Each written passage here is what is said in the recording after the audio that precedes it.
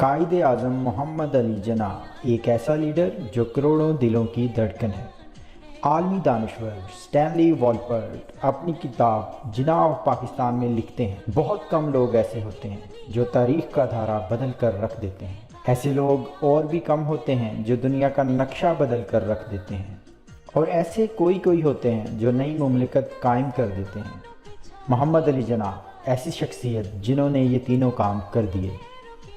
قائد اعظم محمد علی جناح ایک باوقار شخصیت کے مالک، ایک ذہین انسان تھے۔ آپ نے کم عمری میں بیرسٹر ایٹ لا کا امتحان پاس کیا اور کم وقت میں اپنے دور کے نامور وکلاء میں شمار ہونے لگے۔ آپ ذہین ہونے کے ساتھ ساتھ حاضر دماغ بھی تھے۔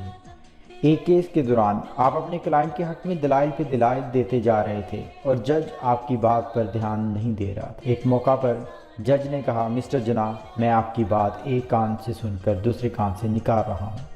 قائد اعظم نے جواب میں کہا، اس کا مطلب ہے کہ آپ کے کانوں کے درمیان کچھ نہیں ہے، جس پر جج شرمندہ ہوا۔ ایسے بے شمار واقعات آپ کی زندگی سے ملتے ہیں۔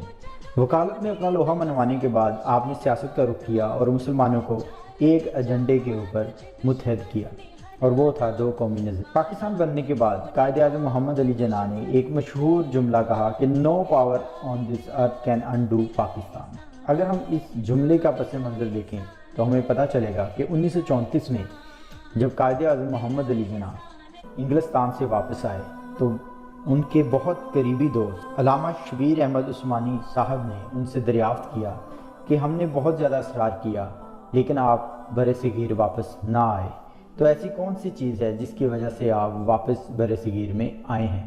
کیا وہ علامہ اقبال کی شاعری تھی یا لیاقت علی خان کا اصرار تھا؟ تو قائد اعظم محمد علی جناح نے فرمایا کہ ان میں سے کوئی بھی چیز مجھے برصغیر میں لے کر نہیں آئی، میں تو حضور اکرم صلی اللہ علیہ وآلہ وسلم کے کہنے پر برصغیر میں واپس آیا ہوں۔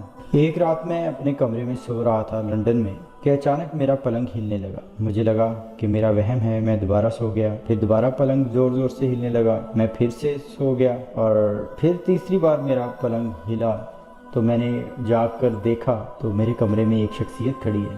تو میں ایک دم پریشان ہو گیا کہ میرے کمرے میں کون کھڑا ہے۔ تو میں نے پوچھا انگریزی کے اندر، ہو آر یو؟ اور جواب آیا انگلش کے ہی اندر، آئی ایم یور پروفٹ محمد صلی اللہ علیہ وآلہ وسلم۔ قائد اعظم فرماتے ہیں کہ میرے جسم پہ لرزہ طاری ہو گیا اور آنکھیں احترام سے جھک گئی، اور میں نے پوچھا، what can I do for you my lord? تو کہتے ہیں حضور پاک صلی اللہ علیہ وآلہ وسلم نے جواب دیا، you are urgently needed by Muslims in subcontinent. I ordered you to go and go back and lead the freedom struggle. Don't worry, I will be with you. You will succeed in your mission, inshallah. اور قائد اعظم نے مجھے تاکید کی کہ یہ واقعہ میں ان کی حیات کے اندر کسی کو بھی نہ سناؤں، اور میں نے ایسا ہی کیا۔ اور اسی سے ملتا ہوا واقعہ 11 ستمبر 1988 روزنامہ جنگ اخبار کے اندر شائع ہوا، جو کہ اقتباس تھا ڈاکٹر ریاض علی شاہ کی ڈائری سے، جو کہ ٹی بی کے پروفیسر ہیں۔ قائد اعظم محمد علی جناح کے علاج معالجہ سے ان کا تعلق۔ تو یہ بیان کرتے ہیں کہ میں زیارت میں قائد اعظم محمد علی جناح کے معائنہ کے لیے گیا، ان کی دوائی تبدیل کی گئی تھی اور دوائی کے اثرات دیکھنے کے لیے ان کے پاس بیٹھے ہوئے تھے۔ ہم نے قائد اعظم کو بولنے سے منع کیا تھا کیونکہ بولنے سے ان کا سانس اکھڑتا تھا۔ تو ہمیں محسوس ہوا کہ قائد اعظم محمد علی جناح کے لبوں پر کوئی بات آ رہی ہے لیکن ہم ان کو چپ کروا دیتے تھے۔ پھر ہم نے محسوس کیا کہ ان کو بولنے دینا چاہیے، تو ہم نے اجازت دی کہ آپ بولیے، آپ کیا بولنا چاہتے ہیں۔ تو قائد اعظم محمد علی جناح نے فرمایا، تم جانتے ہو جب مجھے یہ احساس ہوتا ہے کہ پاکستان بن چکا ہے تو مجھے کس قدر اطمینان حاصل ہوتا ہے۔ یہ بہت مشکل کام تھا اور میں اکیلا یہ کام نہیں کر سکتا تھا۔